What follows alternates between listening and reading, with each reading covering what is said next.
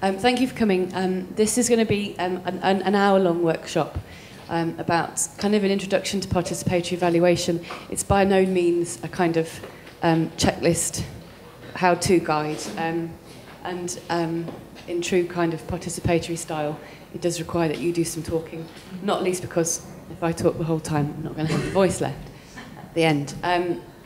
Some people were in the session previously and heard me talk a little bit about how participatory evaluation or shared evaluation can work, or how there are ways to begin opening up and sharing an evaluation process. I didn't have time to say that it doesn't mean that I don't feel it's possible to gather quantitative indicators. I think it's important that the way you go about doing that is done in the right way. I think, unfortunately, it's sometimes kind of added on at the end, and again it can kind of undo or certainly bring to a very quick close the kind of positive, collaborative, creative aspects of music work. I'm just going to have to get some water. I have some water here. Okay. I have some lozenges as well. I have one of these. It doesn't mean I don't think they can be done in parallel. This is just, as I say, an idea, and there's not time to go into lots and lots of detail about the various ways you could use this. Hopefully, you'll all have been involved in evaluation in one way or another, or have an idea about it. And that's what I'd kind of like to use as our starting point. And we'll work together to kind of examine what works for us in evaluation and what doesn't. And hopefully by talking about these things and me writing them down and actually putting them up on the screen, we'll start together to kind of identify a framework that works for us. Again, not that we can't add to that and make it more or less rigorous, but that we can certainly identify with and make a bit more our own. So, apologies for my voice. Made the mistake of going to London, and I always catch something in London before I come. So stay in the regions, that's my advice in the UK.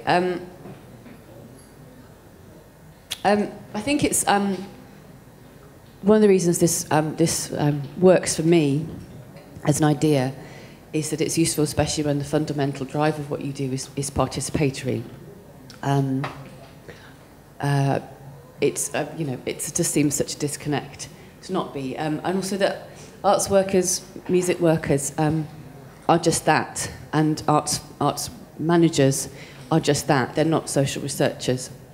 Now we can learn from social research, and we can even get social researchers to work with us. But that's the point. It's about working with you, rather than sort of subjecting you to one thing or another. I think it's possible to kind of to tread a narrow, albeit narrow, but actually a kind of a useful line down the middle. I think also that to start using these kind of methods means that you can continue to use some of the skills that actually make you good at what you do and drive what you do. Sorry. Namely... perhaps you use another mic, because that doesn't work. 1, 2, 3. Oh, okay, thank you. I thought that one was working. I was told by the man it was working. Okay. Used to facilitation. Used to... I'm talking about this as an arts worker, not necessarily someone who manages projects, although I have done as well. But inevitably, arts workers get subjected to, the hard end of the evaluation quite often, and so and often are made to feel that their skills just aren't relevant to the evaluation process. So being able to facilitate a group of people, if you were next door, you would have heard Eugene talk very evocatively about working with people and the way in which he encourages people to express themselves. Well, that can work, when it comes to discussing the project too. But it's about integrating it into as part of what people are expecting from a project. We're going to do some stuff. We're going to talk about what we're going to do together. We're going to do it, and then we're going to talk about what happened at the end. So there's not quite so much disconnect. This does mean, as an arts organisation, that you kind of have to you have to kind of get involved with the evaluation, and it has to stop being something you're kind of scared of and feel that other people do. I'd quite like it. I don't know how many people are in the room and whether we're in equal numbers or not. But I'd quite like it if people could spend a couple of minutes talking to the person next to them or nearby them. Firstly, to look at or describe a positive evaluation experience.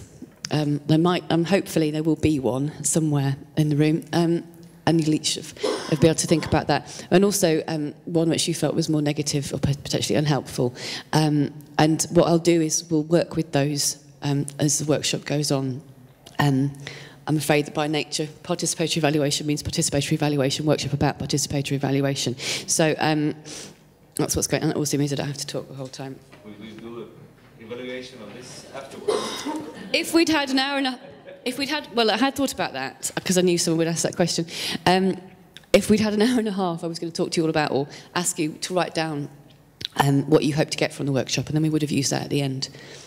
Just as another example of one of the things that often is missing from evaluation within the arts is that we don't go back to the start and say, where did we start? We begin at the end for our evaluation, which often we do find stuff out, but if we want to repeat that project or improve on it or explain to another organisation how to run it, it's very difficult to track back and analyse what's happened based on your starting points. But because we're going on an hour or 50 minutes now, maybe you can think about what you'd like to get from it now in your heads and remember it, and we'll just talk about that at the end. But so if you could talk to somebody near you about a couple of minutes first, and then I'll tell you when to sort of change and start talking about. So first, good, and then we'll talk about a negative one after that. And introduce yourselves, obviously, to each other first. So, and I'll come and talk to somebody too. So, go.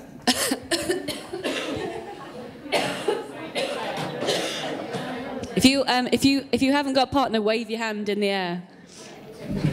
There's a 3 here. You're a 3. Okay, that's cool. You go 3, it's fine. It's 2 those, 3 there.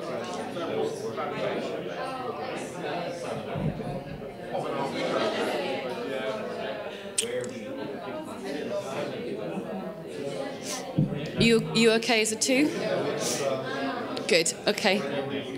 Oh, good.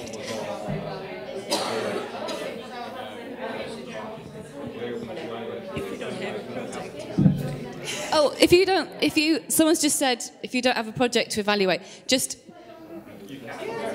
in your lifetime doing what you're doing, it doesn't have to be current.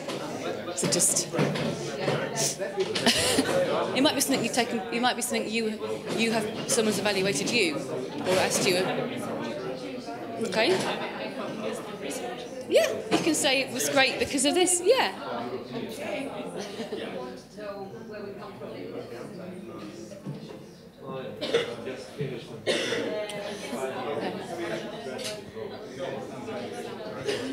Yes, I mean we're an arts organisation. We deliver projects. That's all we do, and all of those tend to have evaluation. So we every project we need is evaluated. So we have some good and some bad examples. And you work in the UK? And across Europe. And the European context particularly.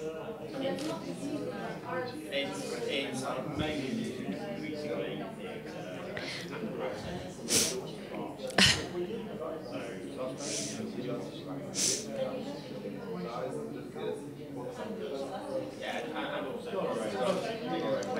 So a kind of a positive, where it's been really, I don't know, affirming for you, or someone's had a great experience or something, that would be great.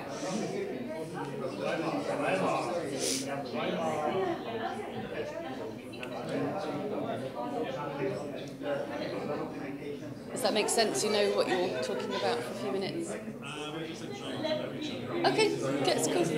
No, just get to know each other. That's cool, and then onto your examples, because I will ask you all to say, so I can write the positive examples of evaluation, experience of evaluation that you've had. Just one. It takes time to reach to that topic.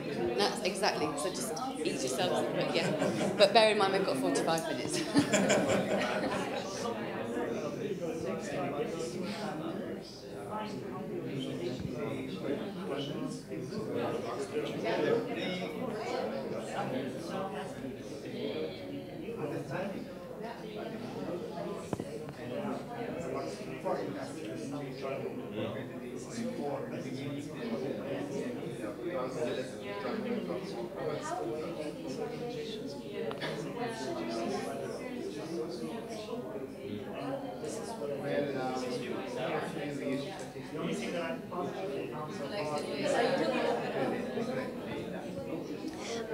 Sorry, just to interrupt very quickly.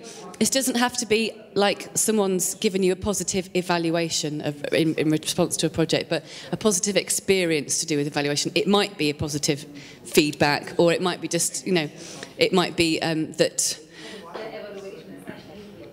Yeah, it's just a good, like sometime when you thought evaluation was good for whatever reason, and so just, it might be, yeah. Positive thinking, yes, yeah. We never get negative feedbacks. Is that positive? Yeah, I suppose that's positive. Yeah. No, it's true. There's always negative feedbacks about something. You have to drink. I know these things. I have been trying to do, yes. Otherwise, in 10 minutes. I know. I know this very good. Please do it. I will get my drink. I'll get my water.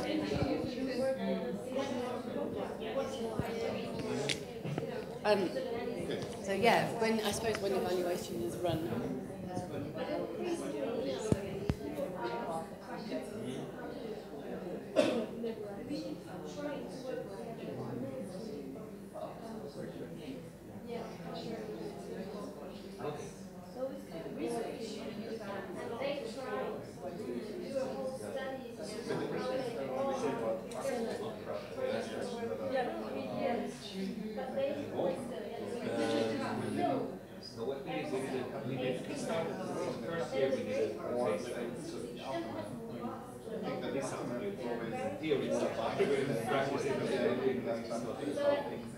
Where we check more on the social side, social background. And that's probably the unique evaluate afterwards by to get this direct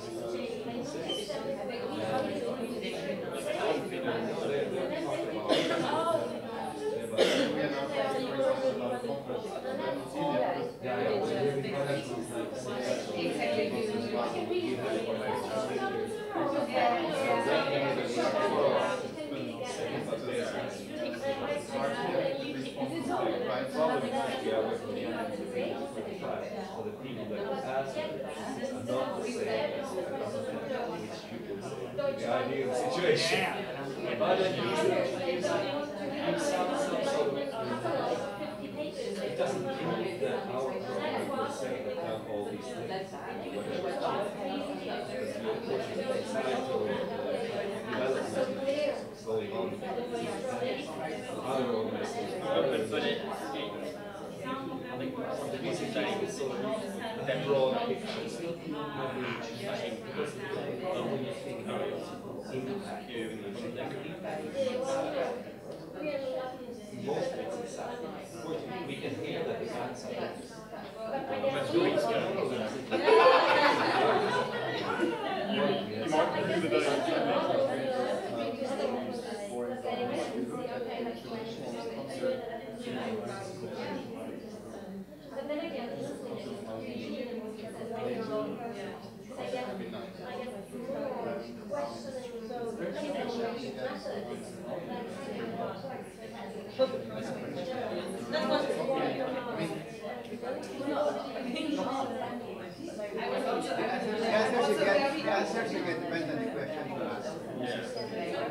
Yeah, but it's not like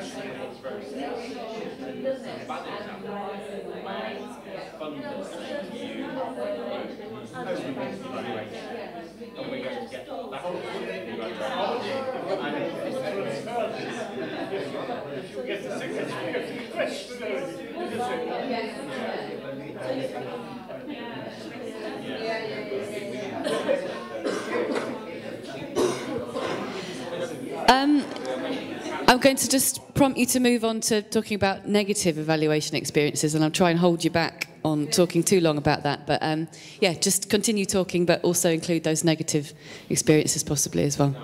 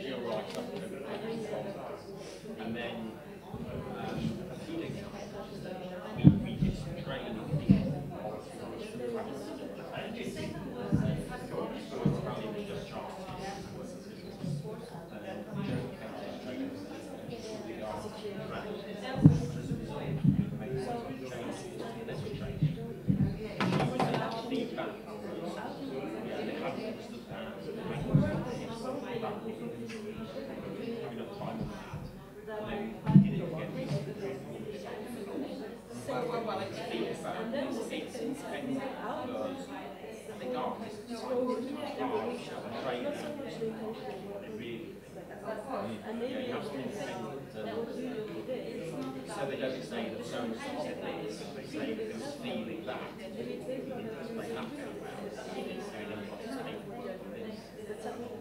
Yeah, yes, they do, and that's been really useful.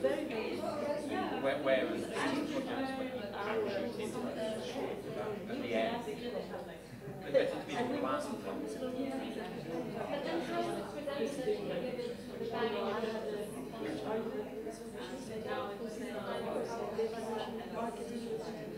I think it depends on the discipline.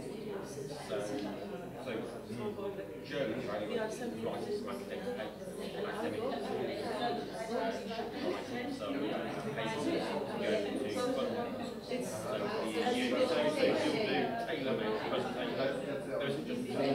Those are just there may be yeah, but I think evaluation the angle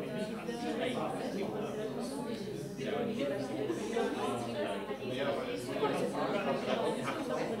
have to think about that and not panic at the end. That's where you get bad evaluation. Yeah. Well, I think where the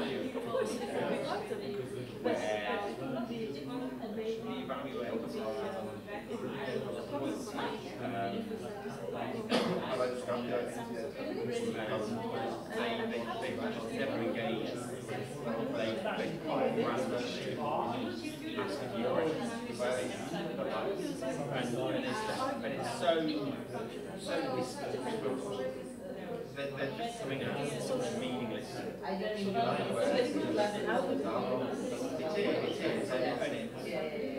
It is, it's so opposite to what we do. We were lucky with the reading transfer innovation, so that project research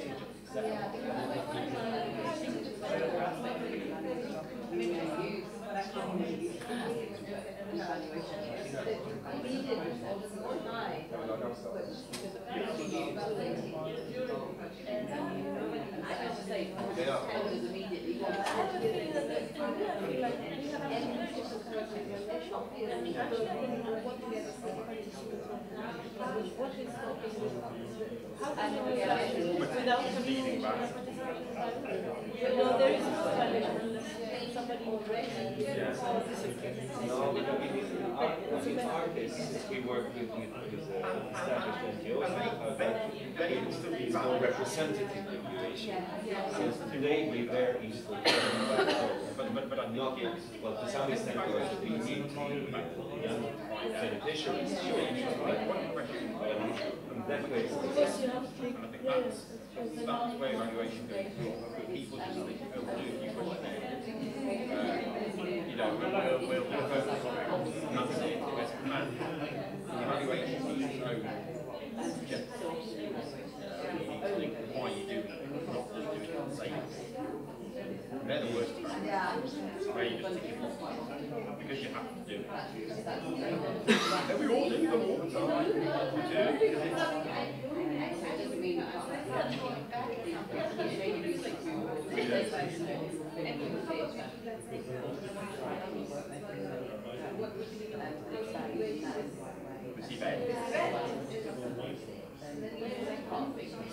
Because I had a question on your tree and wood project.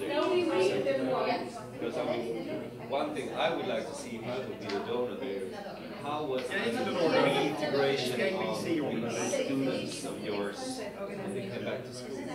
Was that part of your rehabilitation? That was a part of my big part. I employed my art some workshops.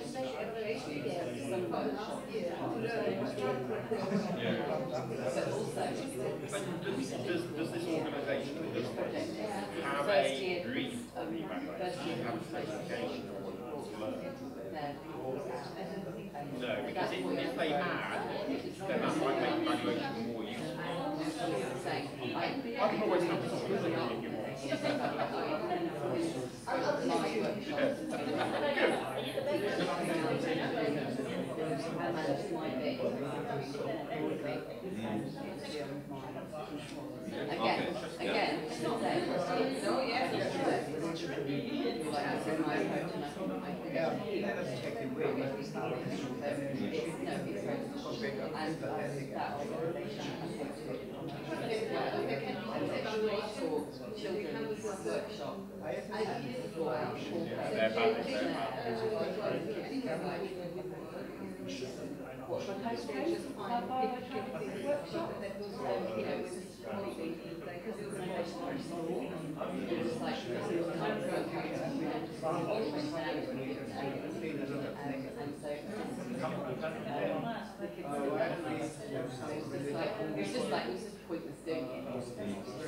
We discussed here whether interviews is a valid form of evaluation.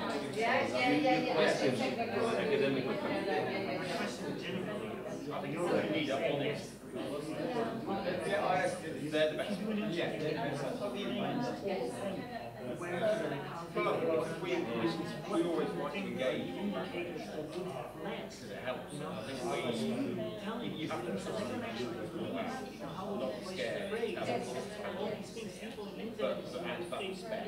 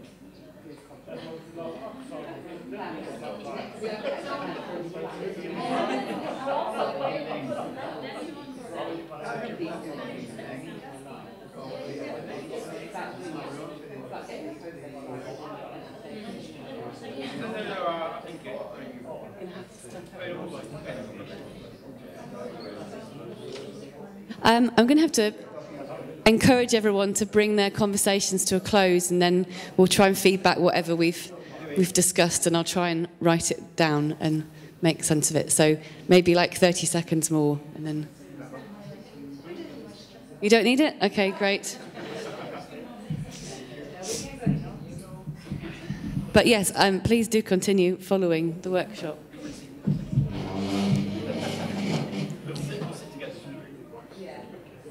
Are you going to stay in your groups? Okay.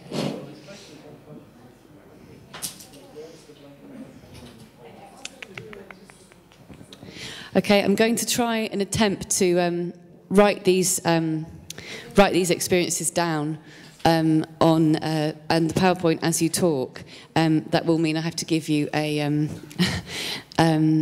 at the microphone. So hopefully you can just, or have we got a second one? We do. We have a second one. Thank you. Okay. Would you like to take this round to people?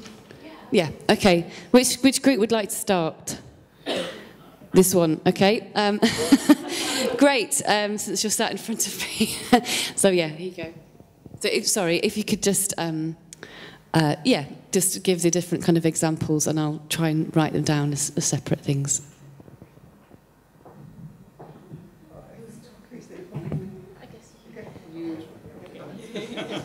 Thank you very much for nominating me. I think... Tell us your name. Right, my name's Nick Smith from Superact in the UK.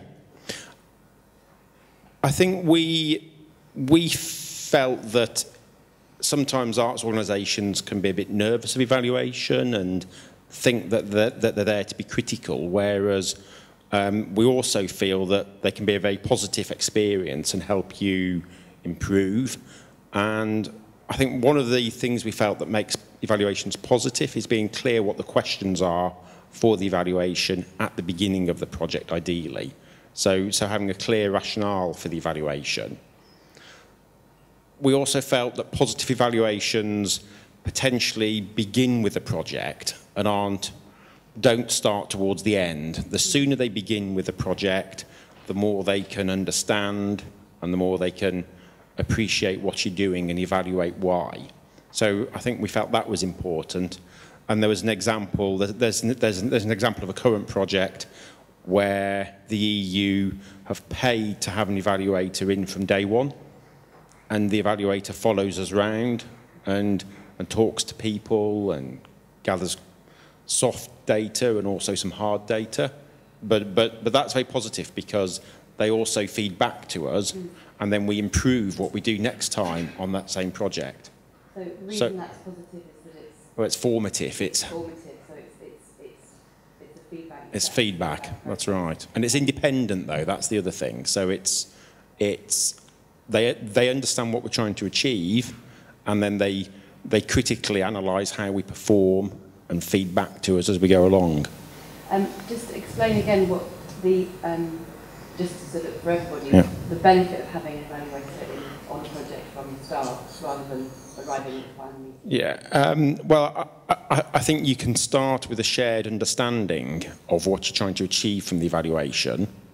Oh, and the other thing we said is we need to think of who the audiences are for the evaluation, whether that's a funder, whether it's another arts organisation or the public. But I think the advantage of having them in at the beginning is they have a shared understanding. You can agree what the evaluation objectives are and discuss those. They may change the evaluation because the project changes. So it's flexible and it's adaptive. Okay. We have some bad examples as well. Okay, let's bring those on. Negative, let's do those. Yeah. We have negative examples of where you do evaluation for the sake of evaluation because you have to, because the funder says so, and you don't really have a clear rationale. So you gather data and you don't know what to do with it. Yeah. And the other evaluations we thought were negative where people come in too late and they're too removed from the project, and that can sometimes lead to friction and conflict. Okay, thank you very much. Okay. Can you pass the microphone to whoever I'll it's go to supposed my go right. next? Thank you. Congratulations. So what did you say? Confusion and conflict. Thank you. It's not so easy. No. In our case, it's more difficult to give a clear positive, negative report. Because we came into discussion on how I mean, the formulation of the evaluation has to be part of the project, the process of creating the project, so that it is consistent with the project and also things that you can actually answer to at the end. Negative there would of course be that you promise the world to the donor and of course you can't deliver at the end. Because you think you tell the donor what the donor wants to know, and while the donor might have reasonable expectations, but you are giving too big numbers on participants or activities and so on that you plan to do. We discussed also about. I'm coming back to it again. I'm sorry. I mean, how you use, what kind of method you use if you use interviews, for instance. And we said that sometimes it is so also that the respondents in an evaluation, if you work with participatory evaluation, they might answer very nicely and kindly to what you ask, but it doesn't relate at all to their realities. So they give you the answers that they assume that you want to have, but it's not the real thing for them. Anything else I should? Maybe just only this, a negative evaluation for me is one that you would not really have an idea how the data was actually raised. So if an evaluation, I mean, you can evaluate a project, the same project in a positive and in a negative way at the same time. So, the organization can read something and, there's no really added understanding of what the project is actually good for and what is it bad for. And evaluations normally, they need so much time that it's not possible to do it in the field. Normally, if you speak to a lot of donor organizations, they do not pay evaluators for that long. And this is, I think, what I would say is very crucial for evaluation reports. So, and a positive one for sure is one that is just very detailed and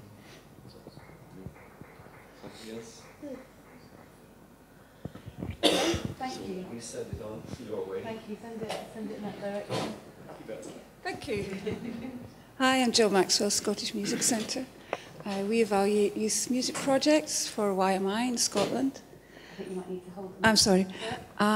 We self-evaluate, and we found that when we asked prescribed questions of children aged 14 to 19, we got very few decent answers. We could compile stats from them, but they weren't telling us what they really thought. So as of last year, we told them we were making a film for our website and they would feature in that. We put them in front of a camera and almost 100% of them told us qualitatively exactly what they thought of the programme. And that was our biggest breakthrough, I think, in 5 years of running youth programmes. In terms of negative project evaluations, again, difficult to say looking back because our projects have grown and we've grown with that. But I have a problem with our funders not evaluating what we've evaluated and how we've evaluated it. So we only assume that when we get the remainder of the money, that our evaluation's been okay. But Olga, I think, had another negative she may wish. I don't know if you can count this as an evaluation, but it was a pre-evaluation. I gave a course on music history, German music history, for a summer university for international students, and my supporting bureau had to evaluate which instrument do they play and on which level, or if they play and which music they want to play, or which pieces exactly, and this was not delivered at all. I had to find out on the first day, and the result of the course was in a month to play a whole concert with all the class. So I had to come up with a program to propose pieces, to bring actually material, because we had no scores, we had no access to any library because it was closed, it was summer, it was a province, and I was lost. And my final evaluation was that they should evaluate before starting the course. But finally the concert went well, perfect. Thank you. What we'll do at the end is we'll go through the positives and look at what kind of values make those positive thing, or kind of start to pull that apart. And then the negatives, will start to look at solutions to those, or maybe share other people's experiences and solutions to those, or ideas for solutions. Yeah, please. We started with two different levels of projects, or probably events, so to say. For example, if you have a conference like this one, it is quite practical to evaluate things because you have a lot of participants on a professional level and you have a lot of dialogue, and so you can already see a lifetime during the conference, and by the dialogue and by the results of the dialogue, as now you are writing down what we are saying here, we already evaluate what's happening here in this actual workshop, and that same goes for the entire venue, or event or conference. Like last Thursday we had a conference in Brussels, and it took just one day and we had quite good results, and we can say that by having these results we had in an efficient workshop, so to say. So that becomes more evident. But if you look, for example, at a large concert house, and I was just thinking, for example, of the Vienna Musikverein, and the participation of the audience is on a completely other level, and the way how you can evaluate their motivation to go into concert is much more difficult, and that comes to, and then we also came to a sort of a negative experience of like, how often do you see that when you as a normal concert goer go into a concert house, there are people trying to evaluate how you like the concert or how you like the venue or why you go into a concert and things like that, which is rarely done. But on the other hand, lots of audience developers around the world invent ideas and concepts how they can attract audiences, but it's not really often that in seasonal concert audiences are asked what is the reason why they go there. Even you know a lot about their profiles, like they're doctors and law people and I don't know, whatever is the main target group in seasonal concert. Yeah, we understand it from the social cultural profile, so to say, and from economic, but not from the heart and from the motivation and from expectations and things like that. Especially not with the target group that we want to target finally, which are the new audiences. Yeah, and the question is if a normal questionnaire that you, for example, could place on the seats is really valuable, because that can be quite biased and yeah, and on the other hand, it is hard to make 1,500 interviews right after the concert. So that's negative in a way because the conditions are more complex, so to say. And what I personally see is that I think concert houses just don't want feedback in that sense, because that is probably critical or I don't know, in a way dangerous. And that's why I see that lots of these concepts that that are developed, like I just have this brochure down here from the Berlin Philharmonic, they are targeting target groups outside from the concert house, so they avoid evaluating their main audience, so to say. Yeah.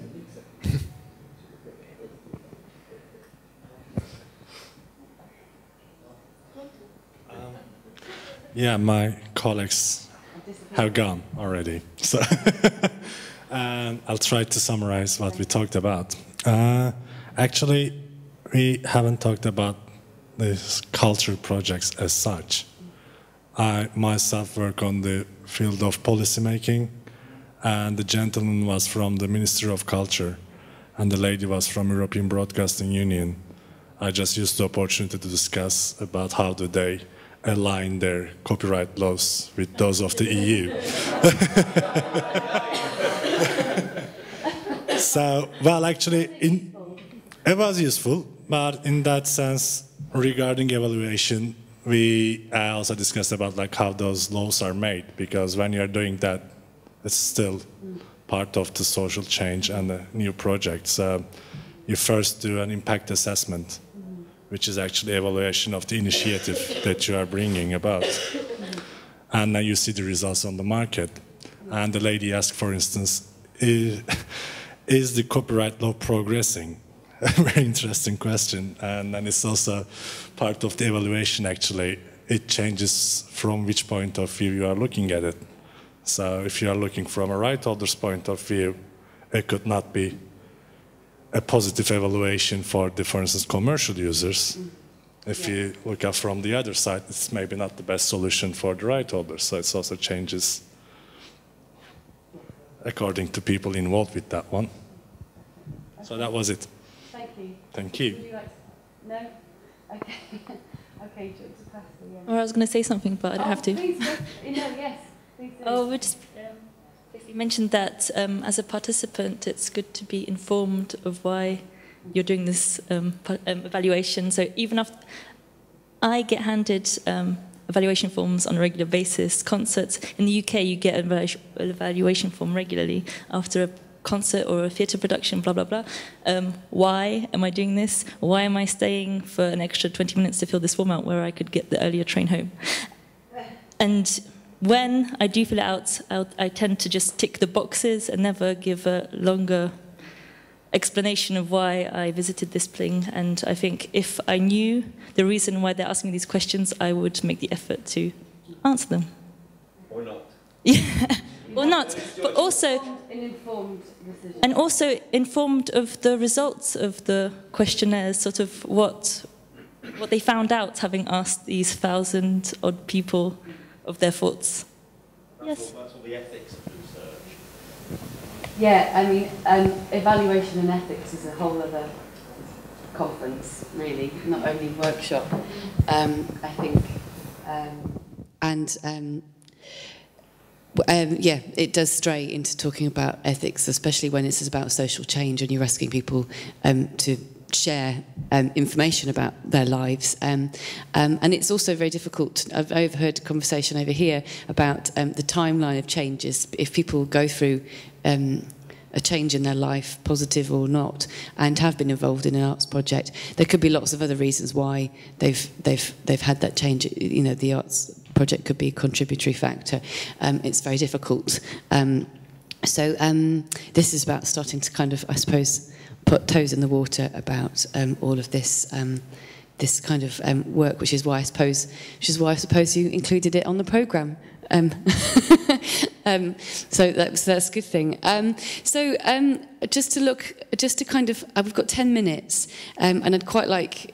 Obviously, you've got lots to talk to each other about as well, so I'd quite like it if we didn't run over and you could kind of get a chat before having to rush off to something else. Looking at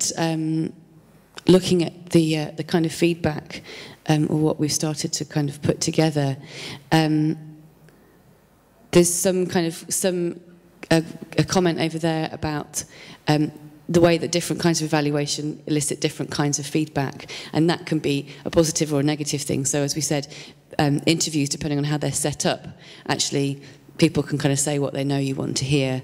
But exploring different situations for different groups is useful. Understanding that, where am I? Talks about detailed evaluation being a good one, and I suppose the difficulty with achieving that being an arts project is, again, what we talked about, which is about having the time and having the resources. So having somebody paid who is an experienced evaluator to come in is a good thing. I'd quite like to try and kind of sum up, but it's actually we've kind of we've between us managed to, you know, hit on all the complicated things about evaluation. I was hoping to have a lovely kind of gradually develop a framework of what's good approaches to evaluation between us. I suppose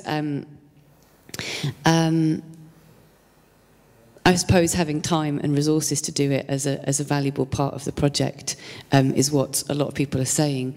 By including it at the start, it becomes actually more useful. It doesn't become an add-on.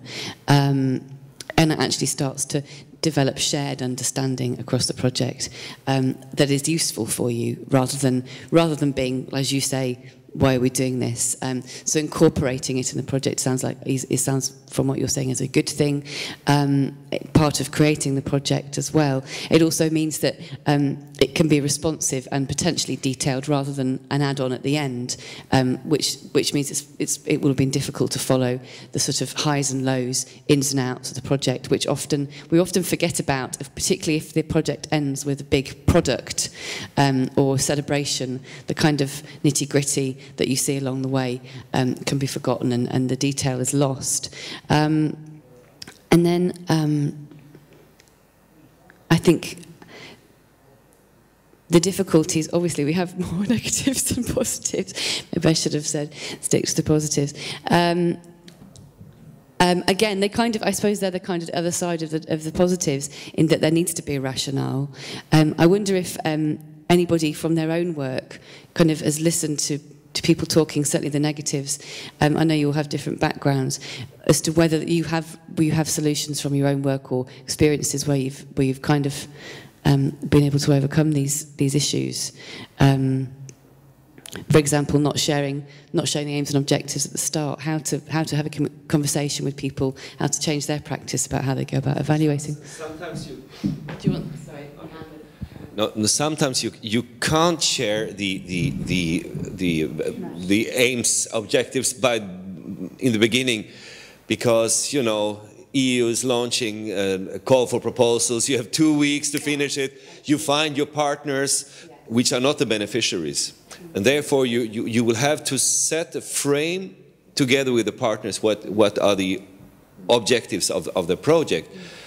Then I think the trick here is to keep these frames as wide and flexible as possible, so that when you actually get the funding and you get the beneficiaries in place, that they can be part of within these sort of limitations, because life is always, I mean, it is an art between limitations, whatever we do in life. So if we know that this is a limitation and that is a limitation, so we have to deal with music, because that we promise to do. So we will not do horse riding.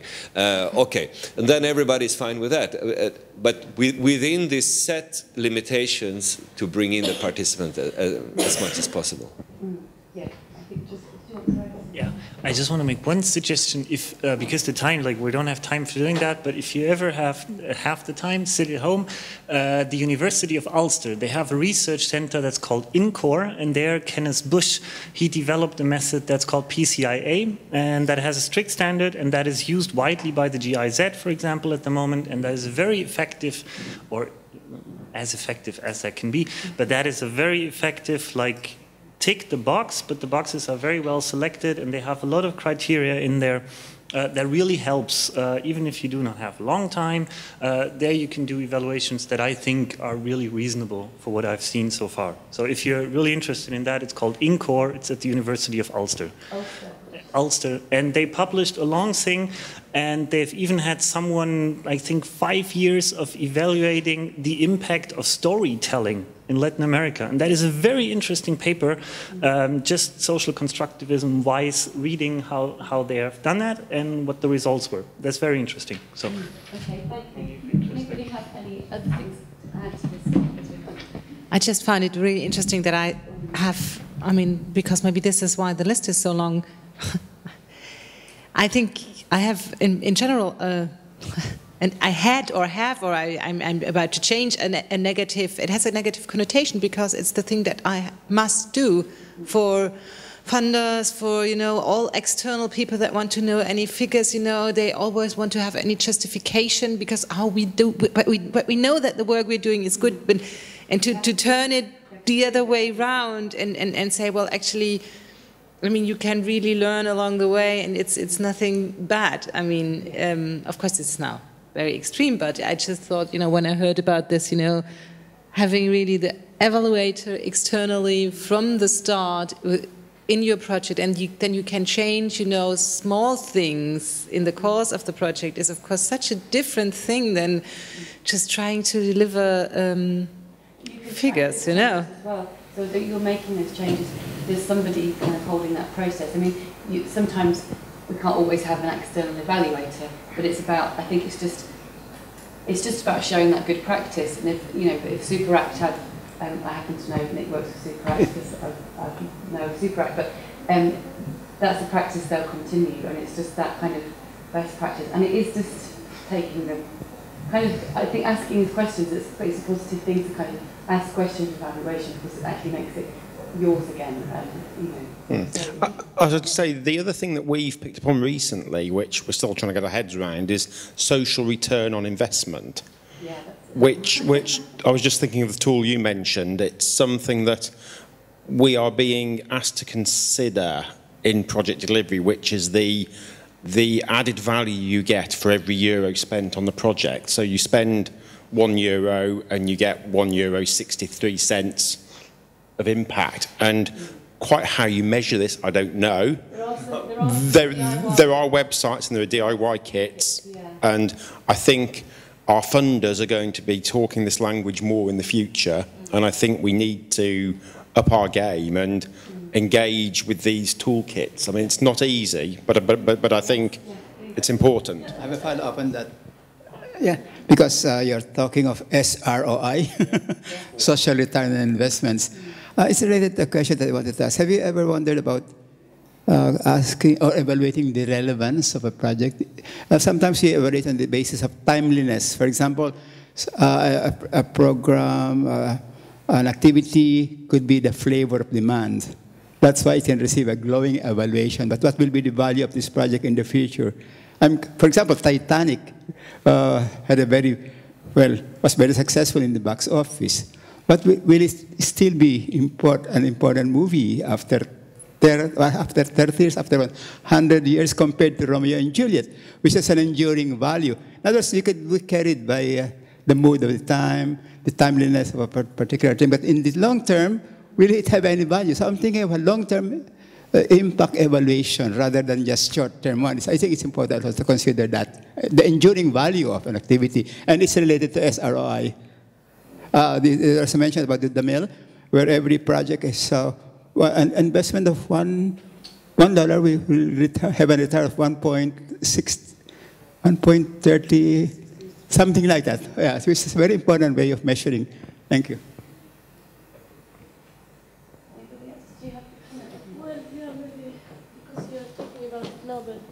I'm thinking one thing is to hook up with people. You know, if you're going to have a workshop on music production, you hook up with expertise. The person teaching will be somebody who's interested in music production and knows something about it. But often when you do cultural projects, it's a musician that is running or leading the project, and you don't have the competence in how to deal with the methodology of, getting facts and so on, and you might not even be interested in what impact what you're doing in society is. You're not interested in the more ideological questions of what you're doing. So you end up, I feel the conference is in a little bit of a false dichotomy between this, spiritual and, the organic and the engineered and, and the language and the non-language and so on. And I think it's not necessary so, because, if, it's like you were saying also, there is a lot of knowledge on this thing, on how to, deal with this, but it's a knowledge that maybe the culture producer doesn't have.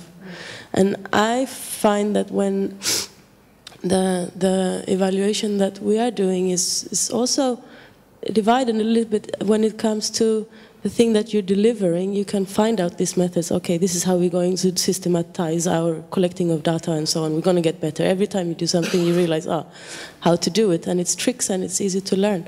But then when it comes to what you promise as impacts, and then if the impacts you promise are actually good or bad, or the assumption that social change is good or bad, then you really have to be interested in those questions, and that has to be related to knowledge production. You have to be interested in producing that kind of knowledge. Okay. Yes. Did you want one last question? Well, we were talking about shared expectations of the evaluator and the project proponents. I'm also thinking about shared language. Do we have a common understanding of the terminology, especially when it comes to deliverables? Most of the time, the language of the evaluator is different from the language of the proponents or the executors of the project. So sometimes they don't understand the side because they understand technical terms in so different manner. So it's really important to think. Yes, okay. I thought you were saying. To try and sum up what are quite large, big questions, and I think one thing that it's useful to note is that a conversation about evaluation gets us all the way back to questioning why we're doing what we're doing. Are we looking for impacts? Are we not? Are we interested? Why are we being measured? Should we be measured? I feel terrible that we're ending the conference on questions rather than answers, but it's complicated, and what we do is complicated, and working on music and social change, as you said, it's not just an ideal and positivity and greatness. It's complicated, and there's difficulties involved, and I think it's right to be questioning why we do what we do, because it means we can set out and we can explain to other people, have shared understanding. And